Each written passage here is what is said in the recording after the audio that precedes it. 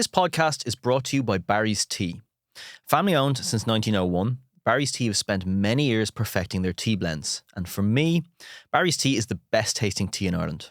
I really like the Barry's Tea Master Blend, crafted with the expertise of their master blender, who told me personally they only use their highest quality leaves for a richer, full-bodied flavour. It's one for true tea connoisseurs. Barry's Tea also brings with it a sense of home, belonging and connection.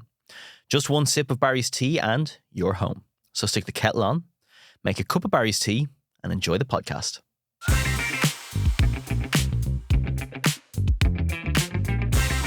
You made me some stew. Well, I wasn't going for garlic. Yeah, well, no, not One ingredient. I was not stew. Oh, you're not a garlic fan?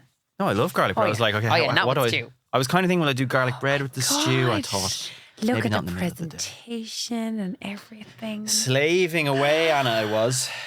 So did you do this for all of your guests, depending on what they say? So we ask for one ingredient or dish that Yeah. they're into.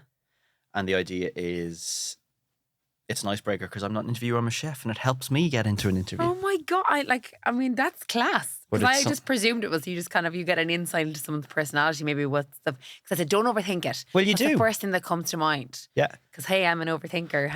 But I loved yours because you actually followed the brief. It was a dish and it was an ingredient. Yeah.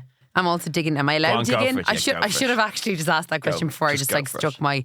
I'm one of those people, when the meals come out and there's a big group of And you have people. to It's like, that's like, what's the etiquette here? Because if it was me and I'm waiting a dish, I would say, eat away. Because I hate the idea of people sitting there watching their food go cold. But then there's some people would nearly, they'd be throwing you the eye if you started without them. So just like, please give me permission to eat my food. The worst is the flip side when you're like serving a table. Oh my God, it's all right, beautiful. So Anna's eating stew and mash, which we'll get into in the chat. Like, first of all, like I grew up in a very country rural house. It was every dinner always consisted of, your meat, your two veg, and obviously there's always mash. Yeah. But then when you get older and you're like, oh, the thoughts of having to make a stew. Now I know it's like couldn't be arsed making mash. yeah, like, and also things like pasta dishes are so much faster and they're easier. Whereas then the idea of having to like, oh God, you have to wait a while for that to kind of simmer and all the rest. Now, even though Kev is a big believer in the slow cooker, I'm just like, I know, but even having to wash and the thoughts of having That's to an easy take one it to down wash. off the shelf. But then when I had it recently, I went, oh my God, I forgot how much I love a stew. Even though I would say my mum, if she was here, would say, you gave out every time we had a stew. That's because you had it every Thursday. Yeah. Like, but we were that kind of house. You knew what you were having on a Monday and a Tuesday and a Wednesday and a Thursday. Maybe Friday slightly deviated. Okay. But now as an adult, I think the hardest thing for anyone that's cooking is to decide what the bloody cook. Yeah. There's Like, so how many options people now. go, what are we going to have for dinner? You're like, oh, I don't know. There's too many of these celebrity chefs telling you that you should be doing this and that. And But this. I will say though, I love the fact that everything that you will say, you can either get locally in a shop or you have in your press already. I remember like reading cookbooks and you're like, I have no idea how to pronounce those ingredients. Like, not to mind. I actually know where to buy them. So I'm not making that dish. Star anise is the one that always has people go, I'm like, I don't care I'm how out. good that looks in that photo. I'm not making it because I can't pronounce those ingredients. Well, I'm always basing off what would my old lad read. What would he think? Really? Let's get into this. Okay, this is beautiful. I'm gonna So take you one more keep spoon. eating. I'm going to do your intro. Oh, lovely. In front of me is Anna Geary from Milford in County Cork. Rose to prominence as a camogie player. Over 20 All-Ireland medals. Yeah. I know. I don't know where half 20 them are All-Ireland now. medals. Yeah, That's they're a- probably in a shoebox somewhere. That's a lot, though. That's through Yeah. club, everything, and Club and minor and college stuff. you were captain in 2014, 10 years ago. 10 years. That's scary. A decade. And you've since developed, I put it down in the research as a kind of a multifaceted media career. Thanks. So TV and radio host. Tell me if I'm missing anything. TV radio host, Mhm. author, Mhm. panelist, MC, coaching and corporate speaking. Yes, thank you. Anything I missed? That's actually really articulate. Can I rob that? Because it's and hard just to use do, it? isn't it? Yeah, well, when people say what you do, you're like, depending who you're speaking to, you have to kind of tweak things. I really like that. I'm gonna take that off you. I'll copy and Thank paste you. that. Sometimes it's the hardest thing. Well, I suppose when you left being a camogie player or retired, do you battle with the question of what am I now? Yeah, that was the biggest thing because I think even growing up for me, everyone, especially like that in your small rural local village, I was known as the camogie. That's Anna Geary. Oh, she's the camogie player. And like that, I suppose you nearly, you nearly fulfill that role then, like how you're identified, and whether, you know, whether that's somebody that's a chef or they're an actor or whatever, you get put in a box, I suppose. And that's not anyone else's fault. It's just how we identify different people. And I think like that, I was the camogie player. So then when I did retire, and that word, retire, like I was 27 at the time. So I was 27 when I stepped away from Cork. But I'd played 12 years. We just won the All-Ireland the previous season. And I was starting to think a little bit more about my career and where I wanted to go. I was at the time in, you know, a big, you know, multinational, you know, company that was all over the world, and, you know, sitting at a desk all day and working in marketing. A great career for a lot of people. It just didn't feel like a fit for me. And I was thinking, okay, how do I feel the fulfillment, you know, and the enjoyment that I get from sport in a 9-to-5 Monday to Friday job? Because I felt I was living for the weekend. I just never felt, just, you know, when you go out in a pitch and you play a good game, you just feel like, yes, all the hard work's been worth it. I don't, but no, but would say, okay, you decide that you want to create a new recipe. And you know that feeling of fulfillment when you've nailed it, when you finally tasted it, probably after making it 20 times, gone, that's it. I really wanted to feel that for my job. And not every day, because no one feels that, but just, you know, more often than not. And I just wasn't getting that. At the time, I was 27, you know, didn't have a mortgage, didn't have any financial commitments, wasn't married. So I felt, well, if I don't do it now, you know, maybe in a few years down the line, it'll be too late when I'll have to have the mortgage to pay or maybe kids to feed or whatever it is. So yeah, I made that decision just to take a leap and see what was out there. And I knew... A tough decision, I imagine. Oh, probably one of the most difficult ones, because, you know, I was the captain of Cork and like that. At the time, I was the Cork Rose. And I think, you know, when you experience a level of success in anything in life, there's a certain element of ego that's there. You know, it's nice to be recognised. It's nice to, you know, to chat with people, and, you know, we all like a compliment. We all like to be told what we're Human good beings. At. Yeah. And you ain't doing it just But everyone goes, oh, you know, ego is there. It's there in everything that we do. Whether you're being told you're good at parenting or you're being told, you know, you're great at Pilates, we all like to be told that. So I think to leave that and leaving what I knew I was good at, and suddenly then I was having to figure out, well, what else can I do?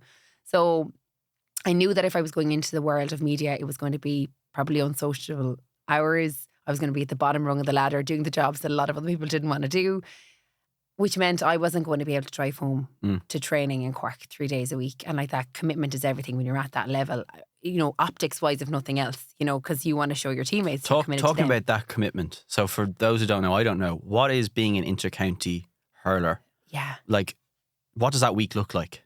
I think it's even ramped up a few levels since I like stepped away from it a decade ago now. But your whole life revolves around it, Mark. Like, I was making excuses to get out of social events, not get out of training, you know, because you had to put it first if you were committing to a group. And like that, you know, it was as high performance as I could get. It was an amateur sport. I couldn't, you know, the Olympics weren't on the horizon. Professional sport wasn't an option. So, you know, winning in All-Ireland with Cork was as high as we could go, and trying to replicate that season on season and keep your place and, you know, perform to a level that was good enough. It did. It took, I suppose in some ways, I probably fell into the job that I was in at the time and the career that I was in because it facilitated me making sure that I was off every evening at 5:30, didn't have to do weekends, which meant I didn't have to miss any games or trainings at the weekends. As many GA players do. Yeah, and from a career like, point of view. That's, you know, you kind of have to decide, okay, is this what I'm going to do? And I think that means sometimes that probably the world of sport and the world of GA loses really good players because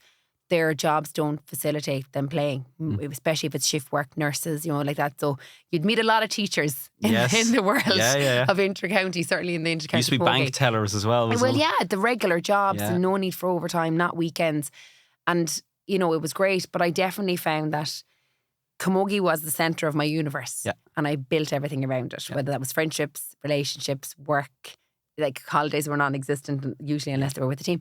But I never, ever saw it as sacrifice because I was totally willing to do it. It wasn't until the winter of 2014 into 15, I cracked my shin bone. I was going to be out for a few months. It probably gave me that little bit more time to think because there wasn't the pressure of getting back because I knew I had a period of time where I was going to be out. Assuming before that you're just on the train, season road. That's it, because even like training. That, like we used, you know, like that, because in Cork, thankfully, we were usually involved up until September, which was All-Ireland season.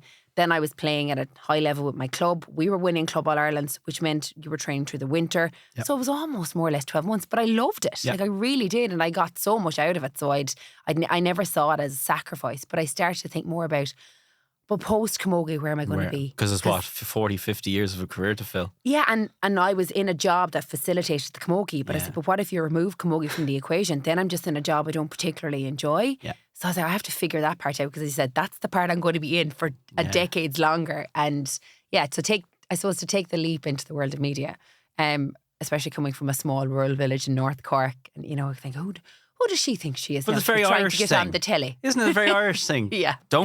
Be good, but don't be too good. Yeah, and I think probably in 2014, I was the captain of Cork, and then I got the chance to be the Cork Rose.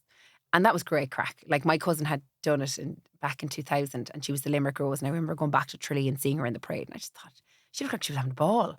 So when I got to do it, it was the last, there was an age limit at the time, so it was my last chance to do it. So I was like, I'm just going to throw my name into the hat and see what happens. Is it not a bit outdated?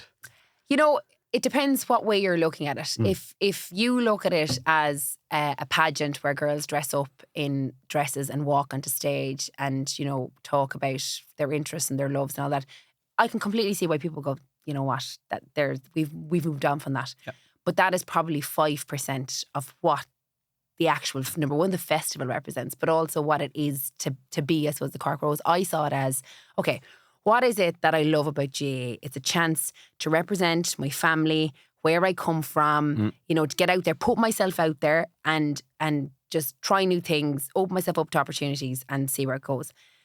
The Rose Tralee for you was the exact same thing. I was representing Milford. Nobody had ever been a Rose from Milford, representing my family, representing Cork on a world stage, because people from all over the world, putting yourself out there, stepping out of your comfort zone, trying new things, meeting new people in the process and having an absolute ball. So I kind of saw there was a lot of similarities between representing, teams and representing Cork and Camogie and actually being the Cork Rose. It was never like an aspiration for me to win it. Like I wasn't going in to become, so I was like, I want to win the Rose Tralee. That would have clashed with my plans. I had an All Ireland to prepare for with Cork. And we won the All Ireland a few weeks later. But for me, it was just like that. So this was in the run up to. So of course, like that, I don't do things by halves. It happened that summer I was Cork captain, and then I had a very busy summer because for 2 weeks at the end of the summer, then I was Cork Rose. And I remember at the time, my biggest worry was the fear of judgment of what people would say, because going, she's not giving commitment now to Cork. How could she be giving commitment to Cork and being the Cork Rose? But like I got up some mornings back in Tralee at 5:30, snuck out, did a training session and came back to the hotel before the day started, because I wanted to make sure for my own confidence, but also just for me to know, like, your commitment hasn't wavered here. Sounds like it's driving you on. Yeah, it was. And I suppose that questioning of the classic Irish thing of, what, can she do it? And is she, I just didn't want to leave anybody down, I guess. And I had a broken hand too at the time. My mum always talks about how in the Rose Tralee, if you looked back at clips of me on YouTube, I'm standing on stage with Dahi in the most ladylike pose I think I ever had in my life, where I have one hand on top of the other. But it was really strategic on my part because I actually had a broken hand and was completely black. Wow. And I didn't want Wexford, who we were playing in the semi-finals, to know that. Yeah, so I stood there the entire time with one hand over the other in this very, stereotypical ladylike pose. Because normally I quite gesticulate a lot with my hands. I didn't on that occasion. So I was just like, they can't see the bruise. They can't see the bruise. Talk to me about winning an All-Ireland. So you put in almost, 15 years of sacrifice. Talk to me about the last minute, say, of an All-Ireland final, when there's obviously a moment when you go, okay, there's no turning back here, we're going to win this. What does that feel like? Oh, I think there's a mixture of emotions. I think, if you're in an All-Ireland and it's a really tight game and, it's score for score and you don't really know how the outcome was going to go, it's a very pressurised environment. It's like it is a pressure cooker, and some people thrive in that environment and other people don't. Some people, you'll see them thrive when you're 5 or 6 points up. There's a little bit of a safety net and they almost feel they come to life. They'll get another 6 points for you and they'll be phenomenal and they'll flourish and they'll take over the game. But I suppose, personally, I wanted the girl playing beside me that was one for the trenches. That literally was you don't know what's going to happen. Every ball is so crucial in those dying moments. And that, I assume, as balls coming into you in the 3 minutes, if you go, I need to win this. And I think it's like any environment where there's high pressure. You have to be almost okay with potentially missing that shot, because sometimes there's 50% of a chance if you have an opponent on you that you will. And I suppose for me, it was always, well, how do I recover if that happens? I would have been, even growing up and even now, a quintessential worrier. So I would have thought things through from the point of view of, you know, people often say, go out and win the first ball. That was never really my mentality, because I was like, but what if I don't? And that's not a negative thinking. That's just about being prepared in case, you know, what you don't want to happen happens. So I would have always thought about that. Okay, well, what if my player gets the ball off me and turns me in a straight for goal? What do I do then? Because if you've only ever thought about it going well and going right, and then it doesn't happen, It's your you oh panic. shit moment. And they're the moments you need to stay calm. They're the moments you have to have the clarity. So I was like, okay, what do I do? Do I signal to a player to take my player coming through when I pick up her player? You know, do I don't know, like that, run like I've never ran before in a Usain Bolt style? And thinking through those things and what would happen. And I think, Are you planning all this before going into a match of outcomes? I'm thinking that. Like, I think visualization. I was actually only listening to a podcast. Carol Henry was talking to Sabina Brennan. She's a new book out about the neuroscience of manifesting. And I think there's a lot of woo around manifesting. And I kind of could would say I'd be like, well, I hear that word, I get the shivers almost. Yeah, so having Sabina, who's a psychologist and a neuroscientist, explain it in really science terms, I'm very, like, I like the understanding and the facts, and where are the facts? Tell me the facts. So the kind of that art, and it ties in very much with like visualization, which I would have practiced in sport. And you hear of some of the most successful sports people in the world. Johnny Wilkinson was probably one of the first people to do it all way back when in rugby, and talking about visualising the ball going over the bar when he kicked it. I would have visualised matches and what I would do. And I remember reading a book about Michael Phelps, you know, the Olympic swimmer, who's one of the most successful of all time. These are all people you're mentioning just at the top of the game. Yeah. But these are people that would have tried this stuff. And I remember again, this is why I would have started thinking about, well, what if it doesn't go perfectly? How do I cope with it? So when he was swimming, he would often visualise, what will happen if I'm in an Olympic final and I get water in my goggles? What do I do? And he was doing the backstroke, and he's like, because I won't see the flags because I'll have water in my goggles. So he used county strokes, and he knew how many strokes it took him to get from one side of the swimming pool to the other. What happened in the Olympic final? He got water in his goggles. Not only did he win the gold, he set a world record because he'd been through the scenario before. And I think we all kind of need to do a little bit of that. I think there's this toxic positivity culture out there at the moment where you have to imagine perfection and imagining that everything is going to go perfect. It's not. And imagining, you have to think positive. And I kind of thought that was what manifesting was a little bit about, until I listened to Sabina talking about, no, it's actually about what you tell your brain. It's like you almost create like these neural pathways where your brain starts coming up with scenarios that will facilitate what you're thinking. So it's like thinking around, okay, well, this is what I'm going to do if this doesn't work out, or this is the picture that I'd like to create for my life and how I work towards it. I just thought it was really interesting, because I started thinking, well, I was doing stuff like that in sport. Now, I don't do enough for probably in everyday life. It's common sense, which is actually can be very uncommon. Like, I'm fortunate enough that I grew up in a house where my father was a psychologist. He was actually the first sports psychologist in the GAA. No way. So he was with Dublin in 94, 95, and he tells the famous story. It just shows how far it's come now in sport, where he was introduced to the Dublin football panel, and this is Tom Moriarty, he's a sports psychologist, and he's going to try and find that extra 2 or 3% that might get us over the line. And someone at the back, who will remain unnamed, goes, sure, we're not mad. And that was the connotations. And now, but he would always say, and I just use it in day-to-day work, obviously you're using a top-level sport, is generally the person that will succeed is whoever reacts to the mistakes best, because the mistakes are going to happen. There is no perfection in life. So if that's going into a restaurant service or going into an All-Ireland final, it's like, if you're prepared for the mistakes and you react better than everyone else to them, you generally get that extra percentage. Did you use a little bit of that, I suppose, I know it's sports psychology, but that psychology and that mentality going into chefing, and do you still use it? Every service. Really? So you go into a service of, say, you've 40 people for lunch. I love this, okay. And you're going to get slammed. So generally lunch in a capital city, people will start arriving from 12:30, the business sort of clientele. You're going to get about 1 o'clock, the room will be full, and you're going to get all the orders together, and things are going to go wrong. Yeah. But the main thing is the customer doesn't receive that mistake, because you can fix it in the production line on the way out. But I've seen so many chefs who think they're in a Michelin star environment and everything is perfect. And the minute a mistake happens, if something gets overcooked or something burns, they just mentally collapse and the whole service goes to shit. When you need to be at your best, technically. Whereas when you need to be at your best. So if you're going in saying, and it comes with experience like anything, you need to be expecting the mistake almost. Now often that's when the least amount come along. So when it happens, you go, okay, I'm expecting this, I'm going to react to it, I'm going to fix it and make sure I don't collapse completely. And obviously it comes with experience and that goes. But I always find that fascinating, particularly when we live in a world now where it is, I know I'm talking too much, I shouldn't be, but no, we are I obsessed think people with love to hear this from you too. We are obsessed with perfection. Yeah. You go on your phone and it's just, everything is just perfection. You select, I've started doing it now because some people are telling you, oh, a bit more personality on Instagram, put up a few personal photos every month. So you go through your August album, you immediately start going, okay, what are the best? How am I going to be perceived? What are the best 10 I don't like photos? that picture there. My eyes are half closed. I don't like that angle. I don't like that shot. Yeah. Or I want to portray this amazing life that I have with these 10, which is to the detriment of everything at the moment. And I think as well, do you know what? I was only thinking about this the other day. I was looking back over Instagram over the last year. Obviously, you know, I've become a new mum in the last year, but a very active 13-month-old baby boy. I do want to ask you about that, but go on. Flying around the place. My life is literally turned upside down, inside out. You know, like discombobulated is a word I use quite regularly because I'm someone that likes routine, being organised, having a plan. Now, technically in the world of media, it's so chaotic. That's not really there either, but definitely it's never been more chaotic than it has in the last 13 months.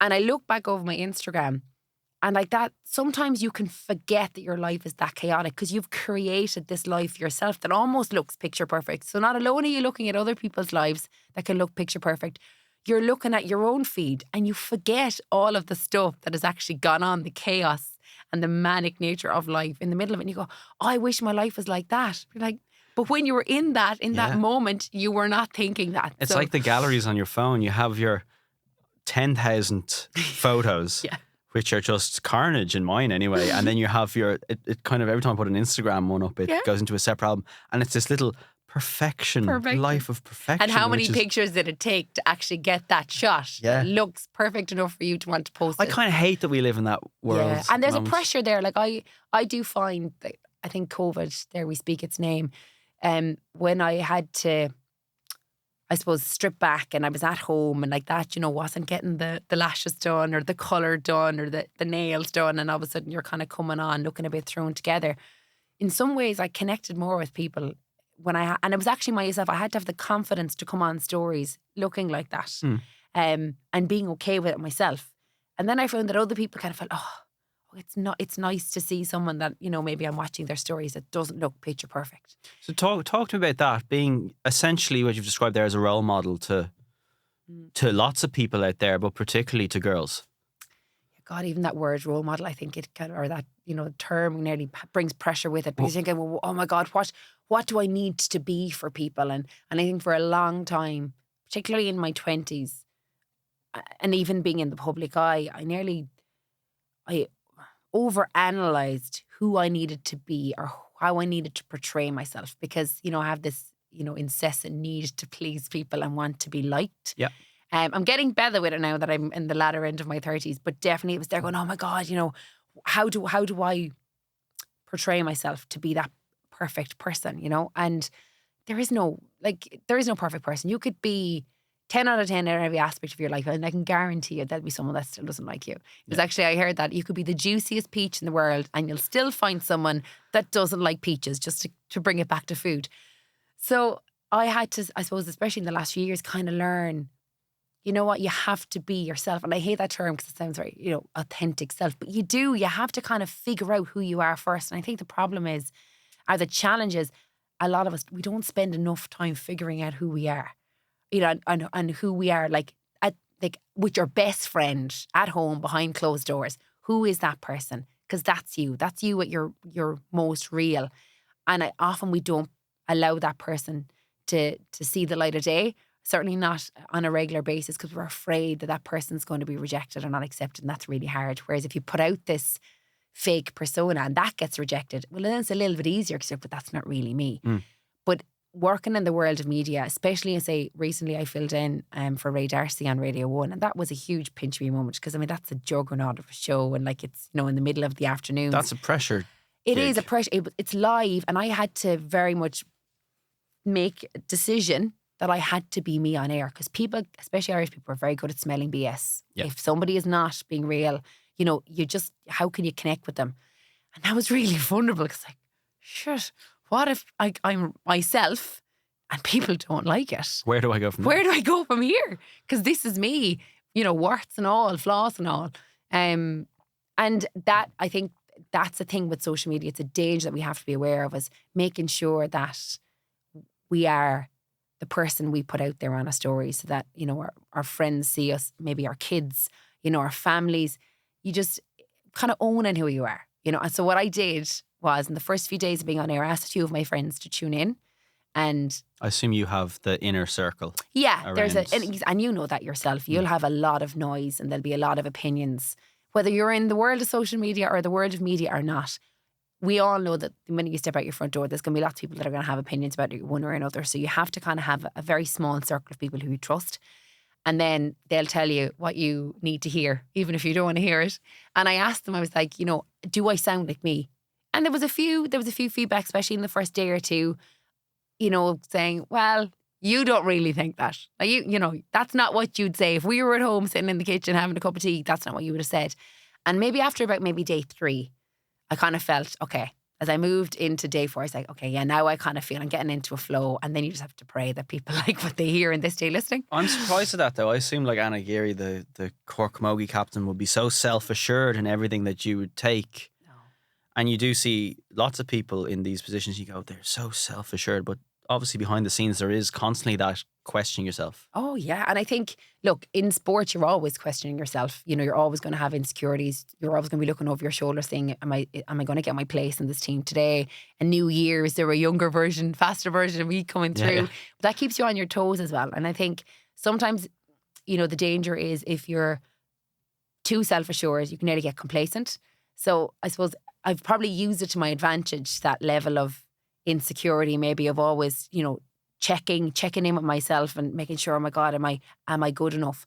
But I think that can get exhausting as well, because if you're constantly questioning if you're good enough, whether that's in sport, whether it's in media, whether it's in your family circle, in your relationship, it can really get exhausting. So you do have to almost at some point say, am I happy with this? And well, then this has to be good enough, you know? And if you're working towards it and, you know, being consistent with something and being yourself, I think, yeah, you do. Because the danger is otherwise you're always going to be striving for more. And like somebody said to me before, there's always going to be somebody skinnier than you. There's always going to be somebody wearing a bigger bra, more money in the bank account, a nicer car, whatever it is. If you're always looking for more, well, then you're going to miss out on actually living, you know? And I think that's something that I've really learned in the last number of years too, is, you know, we can all be ambitious. You've articulated that really well. Oh, thanks. Without getting too serious in this food podcast, that's kind of like the meaning of life, no? Oh, I don't know. I just kind of think we're all, like it's great to be ambitious, and it is. And, you know, you're very ambitious as well. But there does come a point where you have to take stock and go, okay. Like, think back to a time where you'd have been pretty happy with where you are right now.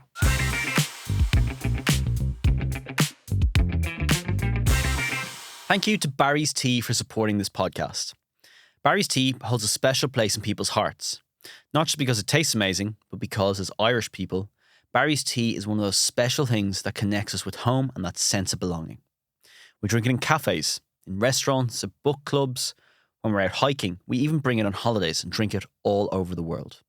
No matter where you are or what you're doing, one sip of Barry's Tea and you're home.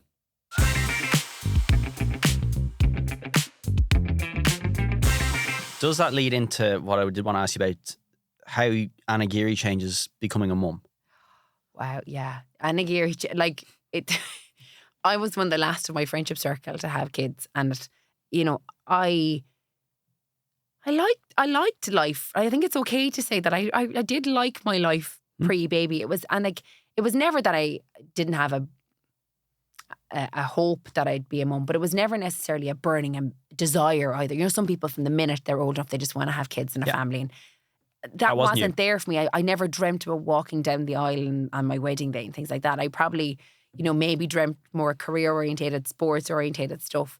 And then obviously met Kev back in 2015, and you know, that we got married in 2019. And again, it was never, some people, the minute they get married, they want to start a family. That was never really a thing for us. Now, the pandemic did happen as well, the March after we got married. So that did definitely throw things for us. But I think when people decide that they want to try and have a family, right?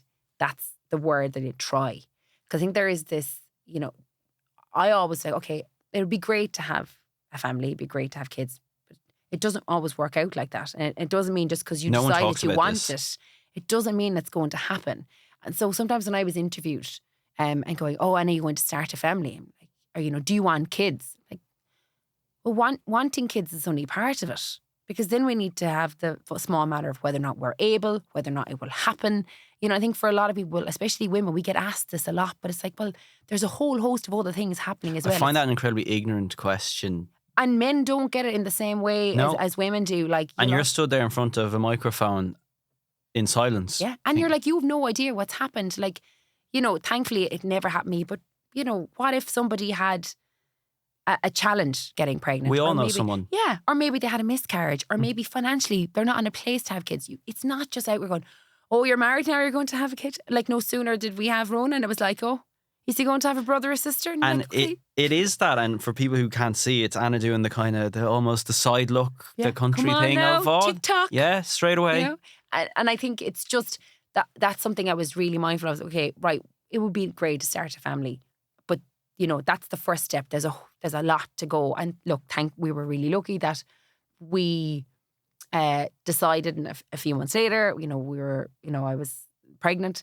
But I think as well, Mark, like, and I know this is like a food podcast and we're going completely off track here, but I wasn't prepared for the pregnancy part and the changes, because as a sports person, I was used to training a certain way, and I was used to setting up my days in a certain way, and suddenly my body kind of was your body's changing. Your engine in the... Yeah, and it was like, all these changes were happening, and it was the lack of control, I think. I've come to realise I'm a bit of a control freak. And all of a sudden with pregnancy, that goes out the window. And then with motherhood and parenthood, it definitely goes out the window. You're not in control of your own life anymore. There's suddenly this tiny, tiny person dictating everything. And they're the priority and they're the focus. And you're going, oh my God. So like Kevin and I were only talking about this the other day, even when it came to food. Like, he would be more the cook than I would. I'm like the sous chef and I'm the taste tester. I'm the chief taste tester, and he would like to cook. Like, he'd be the type of person now that if he didn't have a certain ingredient in one of your recipes, he'd go, I might substitute this in. And I'm going, really? Whereas I'd be like, no, meticulous. Let's follow the recipe to the letter of the law. And which is weird, because I'd be quite creative when it comes to that stuff. Though I'd be like, no, we need to follow these. Like, the rules are there to control the fun. X plus I'm Y making myself equals sound like Z. I'm really boring. But he would have been more into kind of that, the experimenting with the flavours and foods and ingredients. But now we don't have the time to do that. Now It's like, we need to make sure there's something in the fridge because Ronan needs to eat when he comes home. So it's made us more military. And I said to my mum, because, as a kid, you used to be given, I go, oh, we're going to have lamb chops again, or, oh God, fish again, or stew again. And like, Mondays, she was a teacher, my dad was a farmer, it was a busy home environment. She had her set days for meals. Now I get it. Yeah. Kev only did it the weekend. He drew up a shopping list, and as we talked through, it's like, okay, this is what we're going to have Monday. This is what we're going to. And I said, oh my God, we've turned into my mum. Becomes really functional, I imagine. It does, because you do need to. Life gets busy, and you need to make sure. And I get hangry. I do get hangry, so I need to make sure there's something. And have you changed as a person since Ronan came along? I definitely have. Again, like that, rules are no rules when it comes to life. I liked having a plan and being organised, whereas you could be ready to go out the door and then the Punami situation happens, or he gets sick in himself, and obviously you're like, all right, everybody back in. We need to change the clothes. I need to change my clothes. We need to, so you kind of nearly need to plan to leave the house a half an hour before you expect to leave, just in case. But I think my priorities have changed as well, in that but I am ambitious and career oriented. I think I always will be. But I suppose there is a certain party that goes, okay, but you can be that, but at what cost? Because everything in life, there's a cost. So, it doesn't matter if you're spending time with one person, well, then it's at the cost of spending time with someone else or doing something else. So if I'm at home now, like I'm self-employed, and I'm there going, oh, I need to get back to all these emails. But, Ronan is awake for another hour before he goes to bed. if I take out that phone and start scanning those emails when I'm meant to be playing with him, not being fully present with him and thinking, he doesn't know. He knows. Like, he knows it's amazing how clever babies are. They know that they're competing with the phone now or with the telly. And we never had that one. Yeah, we didn't. Whereas you can see it. So the phone has to kind of stay in the bag. And that, I think, for a lot of people is the most challenging because we're all nearly like half addicted to scrolling. Like, we've all gone into our phones We're one all time or another. completely addicted to scrolling. Yeah, to text, you send a text or check an email before you know it, you're in the middle of watching TikToks or cat videos on Instagram. Like, how did this happen? I didn't even want to go into Instagram because it's kind of this 2005 All-Ireland final here. 60 minutes in. like a habitual process. You go, I didn't even anticipate going in here, and now I've been in here. You look up at the clock, and you're like, where did those 40 minutes go? So I just have to be more conscious of that, I think, and enjoying his company because he's at a fun age now. He started to walk, and there'll always be something else trying to take your attention away or trying to distract you. And it's a work in progress, I will say. It's a discipline, it sounds like. Yeah, exactly. Going back to just and figuring out what's important. Like, spending time with him in that moment. I've been at work all day is more important than checking an email or scrolling dog videos on Instagram. But it's funny you brought it up. I have it as in front of me here. Balancing that family life, but you do work for yourself. Yeah. So, like, for all the parents out there, new parents who work for themselves and can't just take whatever leave for, how did that work for you? I think as well it's giving yourself permission to maybe be a 6 or 7 out of 10 one day in terms of balancing, and then be a -50 another day because you didn't get it right. Again, there is no kind of rule, and what's right for one family isn't right for another. And you just kind of have to figure out what fits for you and kind of stick to that as best as possible. And there will be sometimes you'll have to work late, or you will have to get back to an email, or, they'll miss their bedtime and they won't get their bed, bath, story, perfect bedtime routine. And like, that's life. And I think we grew up in an environment that my mom kind of rolls her eyes when I talk to her about these things. Obviously, there's some truth behind that stuff. Don't get me wrong. I'm not saying that all the stuff that's coming out now about kids is irrelevant. But our parents didn't have all of that stuff back in the day. And throw out in the garden there for 4 hours. We turned out kind of all right, Well, is it okay to say that? Because I always say, like, how have they been doing it for the last 2,000 years? Exactly. And now it's like, oh no, but you have to do this for development, or you have to do this. They won't sleep right if it's not this bedtime routine, or if it's not this schedule, or if it's not this. And like that, it's just another thing on the to-do list now. Did that freak you out at the start? Yeah. And not so much at the start because I wasn't even thinking about it. I didn't really go too much into the world of reading books and all that stuff because my attitude is like, okay, every kid's different. Like, every personality is different. So I'm like, I'm not going to have this baby that is going to do exactly what the book says. And I'm nearly the type of person that if I have a plan and then it doesn't go according to plan, you'd nearly be like, oh. Whereas if you think, okay, well, this has to be a bit more fluid than that, well, then I can kind of take it as it comes and adapt to whatever's kind of thrown at me. Which actually works really well as well on live anything, TV or radio. If you can't plan on live, you have to just deal with whatever comes to you. Same in a match. But I did find when you be on Instagram like that, you might be following certain pages and you're seeing all these perfect sleep schedules for a 4-month-old baby, and you're like, what? Like, I don't think I showered today, and and that's a pressure. And whether or not we like to think that, oh no, I don't, that doesn't impact me. It does if you're seeing it enough. It sends subliminal messages to you that, or maybe you're not doing as good a job as a parent, or maybe, so you kind of have to step away from it. And I don't look at too much of that stuff. And I kind of go off him. And as I said, look, he's walking, he's trying to talk, he's very energetic, he's waking up in the middle of the night multiple times. There's people out there that are struggling with their kids' sleep. I am with you. I am not one of these people that says, oh yeah, they go down 7 and wake up at 7 and it's amazing. And I'm just like, I love if that happens for you, but I also kind of hate it at the same time because I'm like, it doesn't happen for me.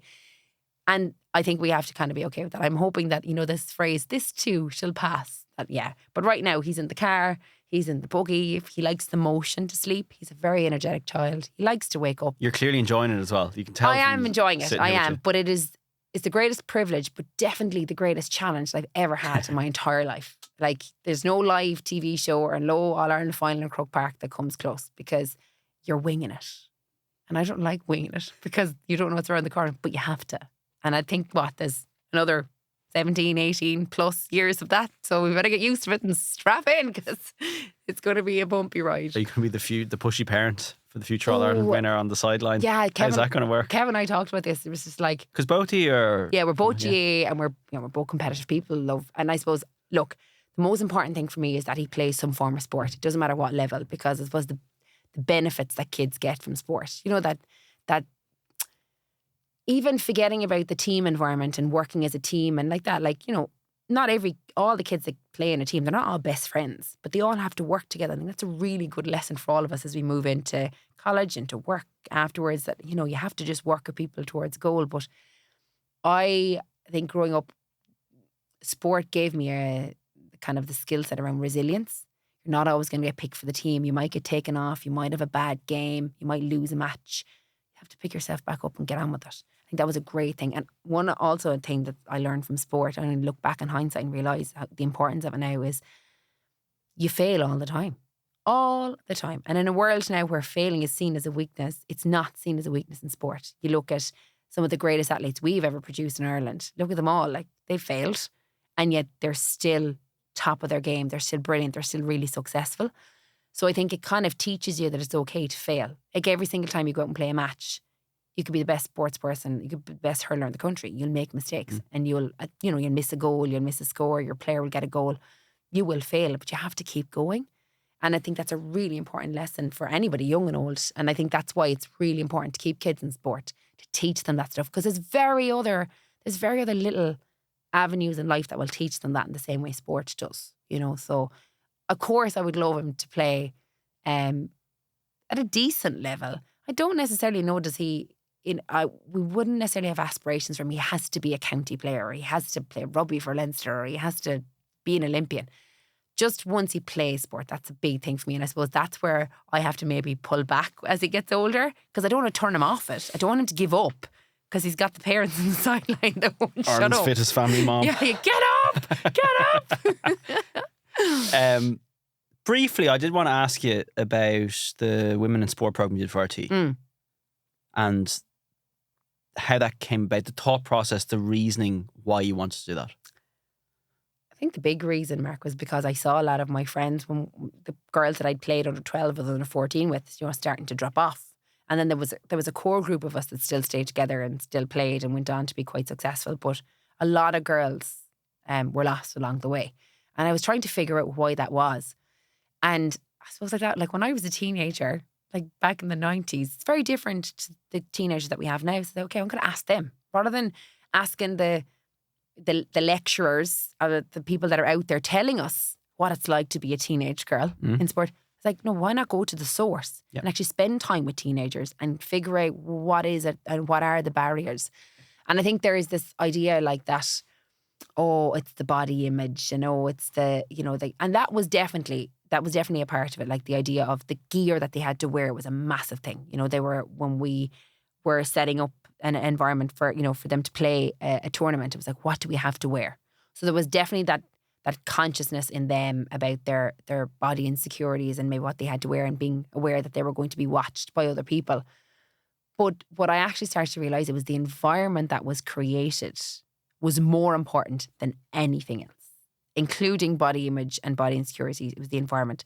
If they were going to training in an environment that was fun, that was inclusive, that they weren't going to get humiliated or embarrassed. That was a big thing, that if they weren't going to be singled out for making a mistake, or they weren't going to get pointed out, you're doing that wrong, or, you're useless or whatever. And we've all been on sidelines where we've heard that talk.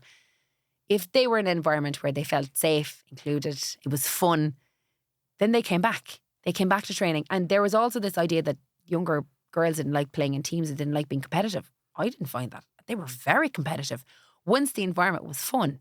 So I think that's a challenge for parents and coaches, is that what are we trying to achieve here by having girls or boys in sport? Are we trying to produce the next set of Olympians, or are we trying to keep them in sport from a social aspect, from a physical aspect, from a mental health aspect? If we're trying to keep them in sport for those reasons, they're very different to trying to create the next crop of professional sports people. So we need to change our definition of success around that. And I suppose one of the things that I realised was that the coach that has 20 people come through the gates in 2024, that coach that has 1920 come back to the gates in 2025, that coach is just as successful, if not more successful, than the coach that brings home the cup. Because if they've had 20 kids in 2024 and have 12 in 2025 because 8 of them didn't want to play anymore, we're doing something wrong. And I think now, we hear so much talk about our mental health and looking after it, and exercise plays a massive part in that. So to be able to do it in a team environment, in a sports environment, that's key.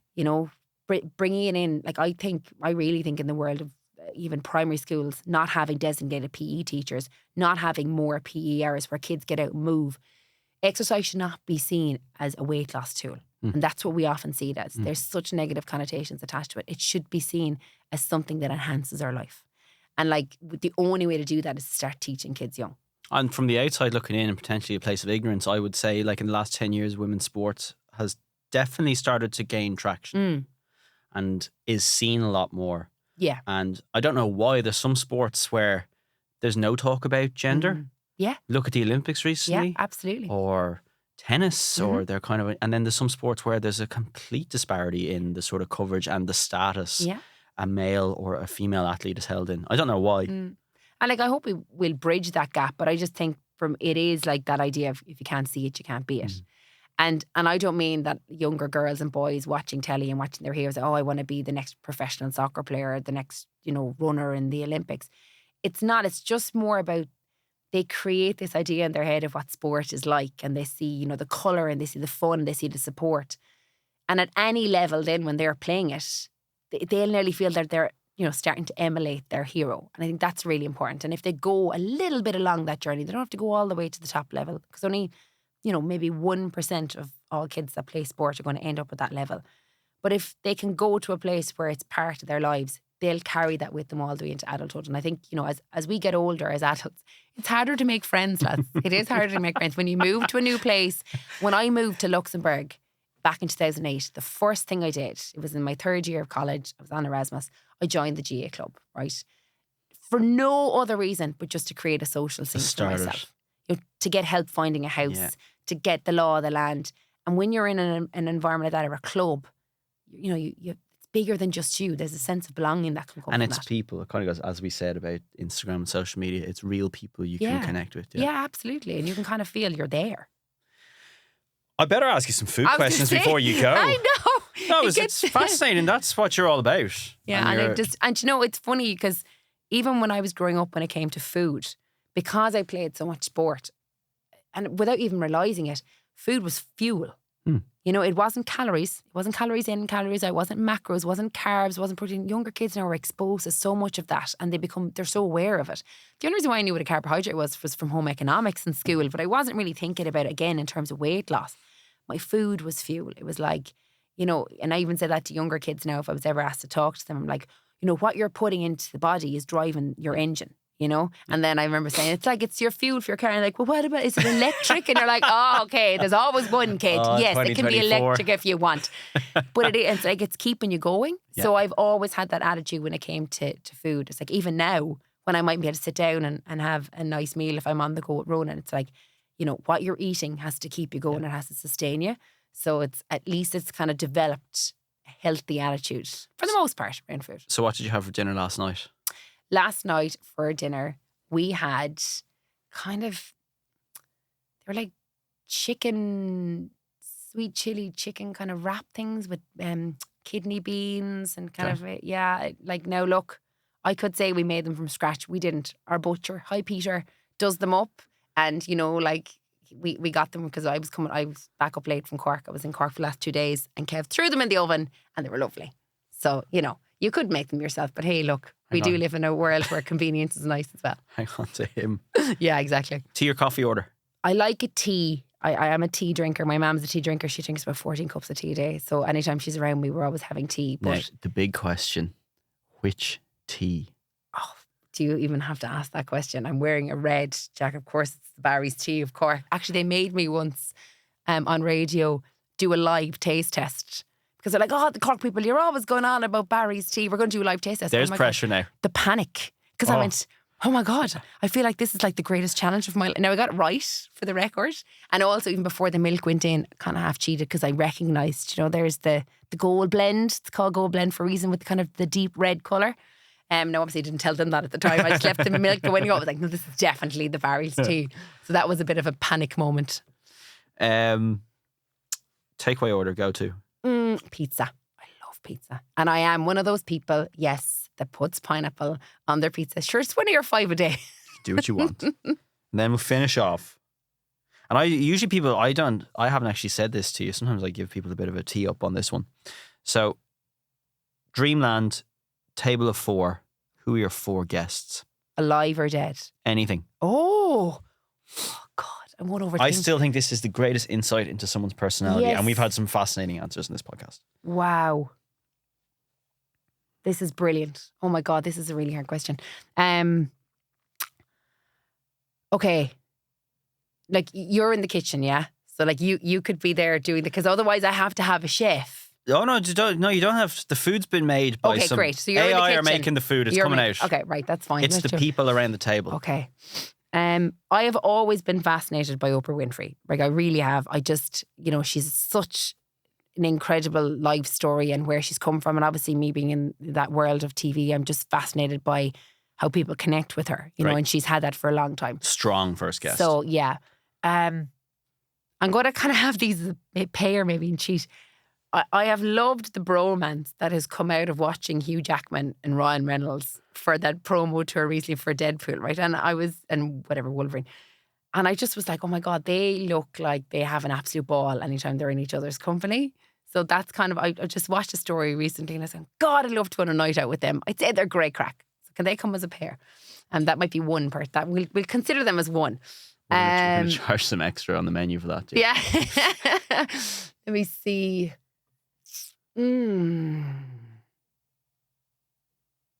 Maybe a Roy Keane to keep things interesting. He'll call people out on their bull. He'll throw a spanner in there. And Do you know he's a common Is guest he? in this segment? Yeah, I met him for the first time earlier on this year. Very first, and it's 2 Cork people and 2 Cork sports people.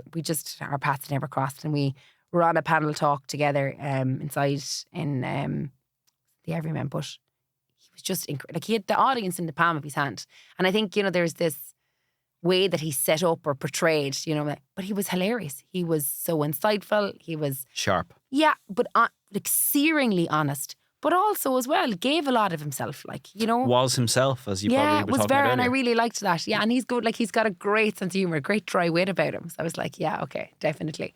And also was like the captain of one of the most successful Man United teams of all time. So So there's 3. Okay. One last slot. Oh, this is Oprah. I'm loving the idea of Oprah and Roy Keane. Oprah and Roy Keane. Yeah, I know. That's what I'm kind of thinking as well. I'm like, I'd love to see, because I'd say there'd probably be a few eye rolls there in the middle of it all. Who would be eye rolling it? Who remains to be seen. Do you know, again, I'm not overthinking this too much. I saw her the other day and I said, I'd say she's also brilliant. Davina McCall.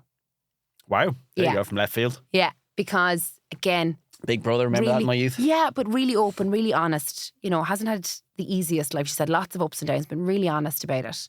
And she just strikes me as just a really authentic, great crack. Really into her fitness, even in her 50s. Like, she's in great shape, but she's a really good attitude towards health and well-being and fitness. And I suppose coming from that world, I really respect and admire that. So yeah, there's kind of your Roy Keane, Hugh Jackman, Ryan Reynolds to keep things interesting. Oprah and Davina McCall. And Can you here- set this up? Do you have All to? I have in my head is Ryan Reynolds and Hugh Jackman sitting on each other's lap because there's only the 4 seats. So. Exactly. Yeah, that's come here. They'd happily do that. They would happily. Actually, one of them could sit in Roy Keane's lap, but they could try and see what happens. Anna Geary, thank you very, very much. Thanks, Mark. It's great chatting with you. If you liked what you heard, you can like and subscribe to this podcast. You can leave a review, or if you can, even better, tell a friend. And you can also watch our full conversation, including Anna eating her mash and stew, on YouTube. I'm going to bring this home with me. This is divine. I'll see you next time.